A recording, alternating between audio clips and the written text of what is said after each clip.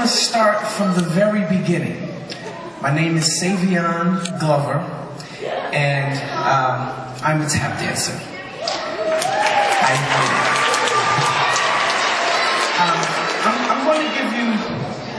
I'm going to give you.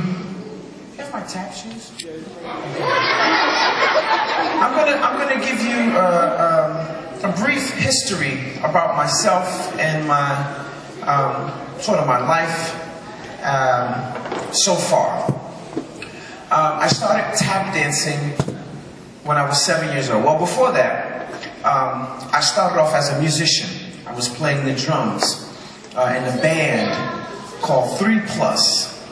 And this band, we were playing all around the tri-state area, New Jersey and New York and all places like that.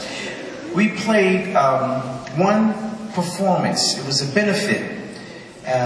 This benefit was for Benny Clory.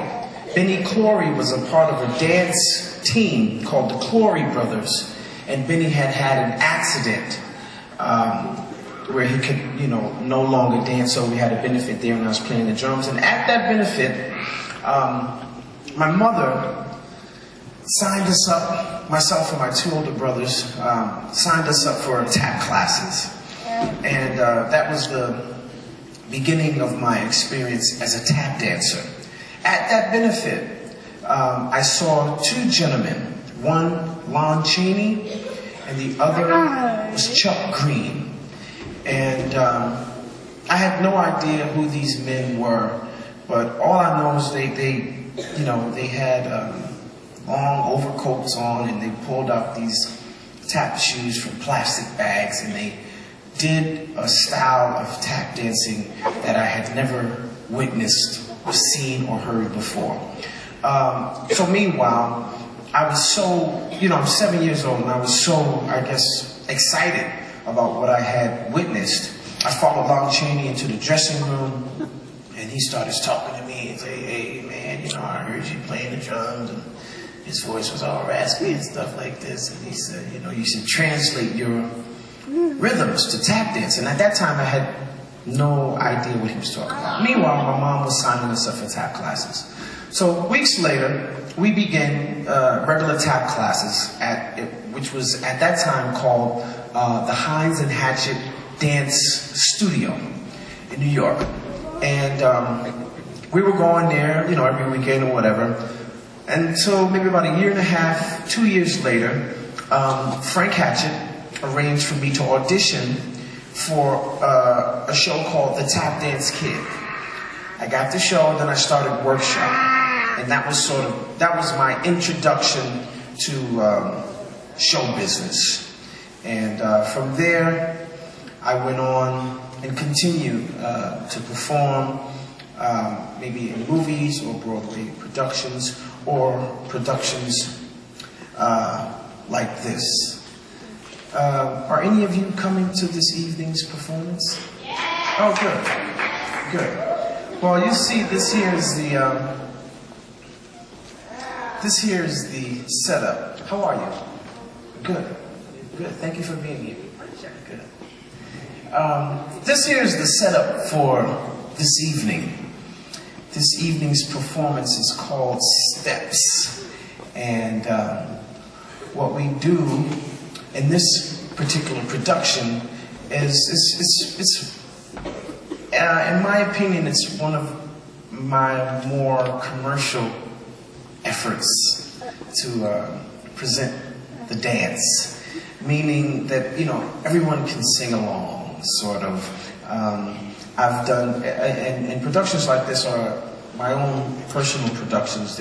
These are not productions that you're going to see on Broadway or anything like that. They're just an opportunity for us to put the dance on display so that all can understand and enjoy the dance.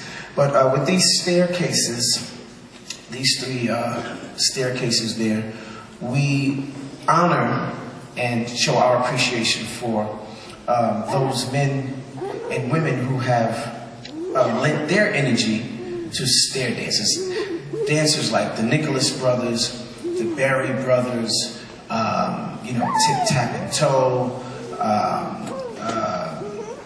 There are many Miller Brothers and Lois. There were many tap dance acts, long time ago, who lent their energy to tap dance. So that particular section of the show is our contribution to them and our honoring them. But remember, I mentioned that name, Lon Chaney, because when I first started and I saw Lon Chaney in that room, I didn't know that I would years later, meet him again.